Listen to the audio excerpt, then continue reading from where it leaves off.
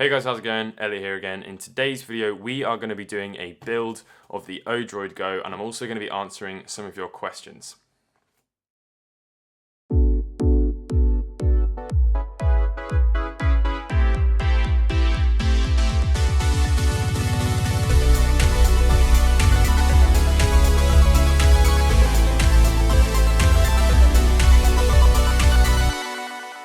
So this video was obviously very popular. I think it's almost at 100,000 views now, which is absolutely incredible. So thank you very much for that. This is the box that you get. I think it was £45 or so delivered from a Merry Droid. I'll leave a link to their eBay listing in the description if you haven't already seen it.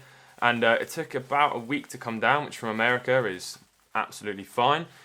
So let's see what is included. So we've got a bag here. I should point out that I think these are like anti-static, potentially anti-static bags, which is quite cool. So let's see what everything is before we go any further. Okay, so there's the empty box now. So it looks like we have a pack with the buttons, shell, screen lens, and membranes. We've got one with the battery and just the battery. We've got one with the little screen. We've got one with the speaker and the header pins. Here's the main boards, and then here is the USB cable. So let's go ahead and assemble it.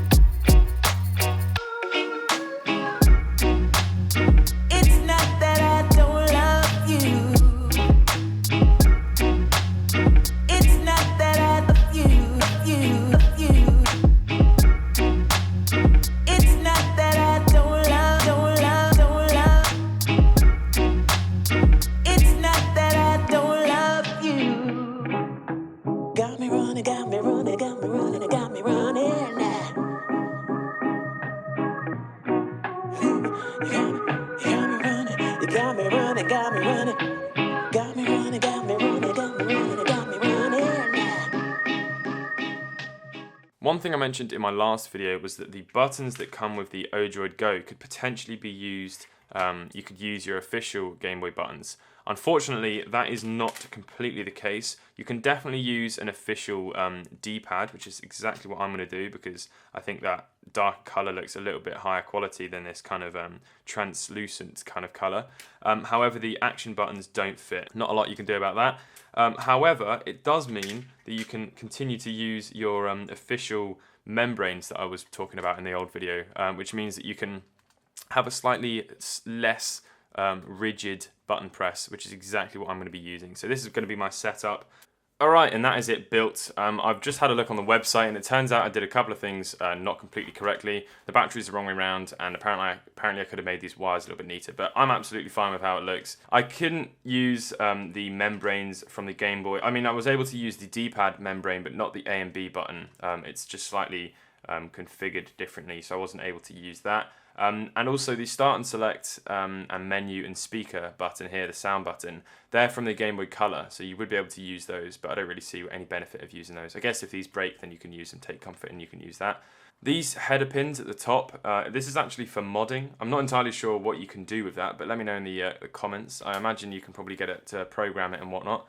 The whole thing isn't run off Android. I'm really a noob at this kind of stuff, so you have to bear with me a little bit. I guess because it was called the ODROIDs, and also on the box it has a little Android thing. I kind of thought it was something to do with Android, but apparently not.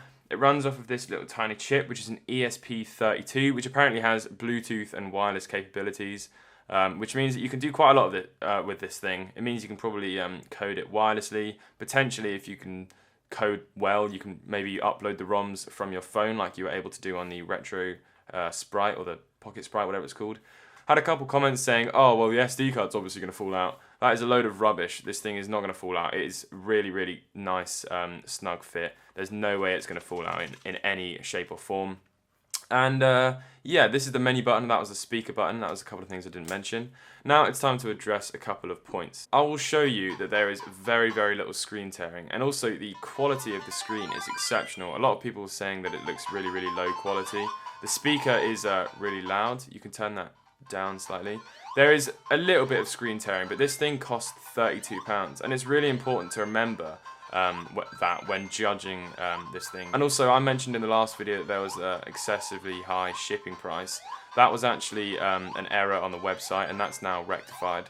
So I think there's a £7 shipping option available if you want to ship it to yourself from America to the UK. Very little screen tearing. You've also got to remember that I'm doing this review through my camera.